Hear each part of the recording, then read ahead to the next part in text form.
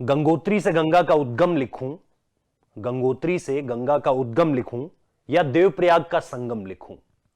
गंगोत्री से गंगा का उद्गम लिखूं या देवप्रयाग का संगम लिखूं? क्या लिखूं? हर्षिल की बर्फबारी लिखूं, हर्षिल की बर्फबारी लिखूं या ऋषिकेश से श्रीनगर की सवारी लिखूं? हर्षिल की बर्फबारी लिखूं या ऋषिकेश से श्रीनगर की सवारी लिखूं? क्या लिखूं? टिहरी डाम की गहराई लिखूं, टिहरी डाम की गहराई लिखूं या केदार कंठ की ऊंचाई लिखूं? क्या लिखूं? आखिर क्या लिखूं? ऋषिकेश का ध्यान लिखूं या हरिद्वार का स्नान लिखूं? आखिर क्या लिखूं? दरअसल इन सारी की सारी पंक्तियों में उत्तराखंड के एक हिस्से की ज्योग्राफी यानी कि उसके भूगोल को दर्ज करने की कोशिश की गई है, और यह सोचते हुए कि इन सब में से क्या चुना जाए और क्या वो सिर्फ दर्द का पर्याय है या सिर्फ क्या वो खुशी का पर्याय है, या किस तरीके से उसको अभिव्यक्त किया जाए। जब मैं कहता हूं कि गंगोत्री से गंगा का उद्गम लिखूं, यानी मैं उस सफर की बात कर रहा हूं जो तकरीबन, अगर आप सड़क के हिसाब से देखें तो 250 किलोमीटर की यात्रा तय करते हुए जब भगीरथी गंगोत्री से निकलती है तो 250 किलोमीटर से भी ज्यादा की यात्रा करते हुए वो कैसे देवप्रयाग तक पहुंचती है, और फिर वहीं पर उसका जो संगम है वो अलकनंदा के साथ होता है, जो अगेन इतनी लगभग इतनी ही दूरी से माणा गांव से भी पीछे से आ रही है। तो ये बड़ा ही खूबसूरत सा संगम है, आपने इसे निश्चित तौर पर देखा होगा, अगर नहीं देखा होगा तो जरूर देखिए। ये एक ऐसी चीज है जो दर्शनीय है। तो शुरुआत इसी चीज से होती है कि गंगोत्री से गंगा का उद्गम लिखूं या फिर देवप्रयाग में उसका संगम लिखूं। तो ये बहुत ही अलौकिक है ये।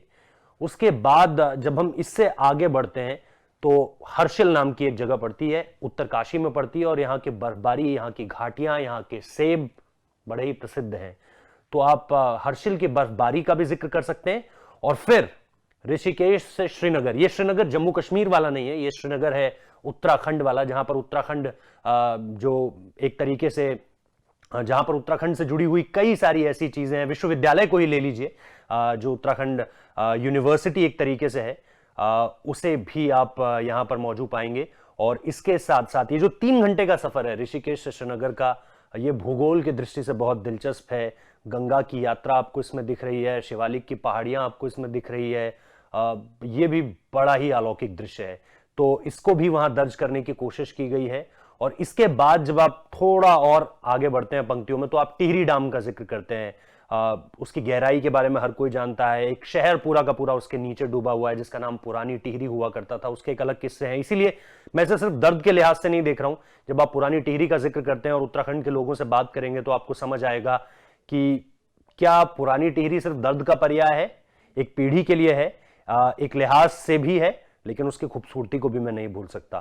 तो जब मैं टिहरी डैम का जिक्र करता हूं और उसके नीचे बसे पुरानी टिहरी शहर का जिक्र करता हूं, तो मैं सिर्फ एक ऐसे शहर का जिक्र नहीं कर रहा हूं जिससे अब मैं सिर्फ दुख या दर्द उससे जोड़कर देख पाता हूं, मैं उसकी खूबसूरती को भी याद करने की कोशिश करता हूं।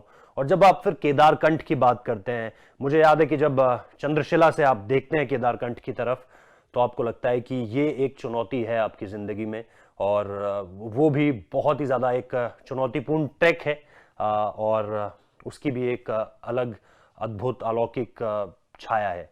और इसके बाद जब फिर हम आखिरी हिस्से पर बढ़ते हैं कि क्या लिखूं, ऋषिकेश का ध्यान लिखूं, योग कैपिटल पूरी दुनिया की, या फिर हरिद्वार का स्नान लिखूं, जिसके बारे में मैं कुछ भी कहूं वो सूरज को रोशनी दिखाने के बराबर होगा। तो ये मेरा पर्याय था, ये मेरा मर्म था इन सारी की सारी पंक्तियों से। अब मैं आपके सुपुर्द करता हूं ये। बहुत बहुत शुक्रिया इसे सुनने के लिए।